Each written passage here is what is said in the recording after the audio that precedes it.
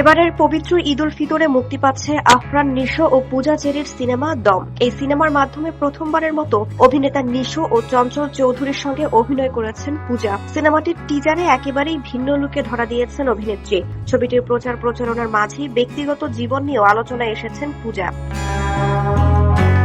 মিরপুর শেরেবাংলা জাতীয় ক্রিকেট স্টেডিয়ামে বাংলাদেশ পাকিস্তানের মধ্যকার তৃতীয় এবং সিরিজ নির্ধারণী ম্যাচ দেখতে যান দম ছবির নায়ক নায়িকা আফরান নিশো ও পূজা চেরি। মিরপুরের গ্যালারিতে ক্রিকেট সমর্থকদের সঙ্গে খেলা উপভোগ করেন ঢালিউডের এই দুই তারকা। সম্প্রতি একটি বেসরকারি টেলিভিশন চ্যানেলের পডকাস্টে অংশ নিয়ে ক্যারিয়ার ও ব্যক্তিগত জীবনের বিভিন্ন বিষয় নিয়ে খোলামেলা কথা বলেন পূজা। প্রেম নিয়ে এক প্রশ্নের জবাবে অভিনেত্রী বলেন, এখানে আমি সত্যিটাই বলবো, আমি এঙ্গেজড।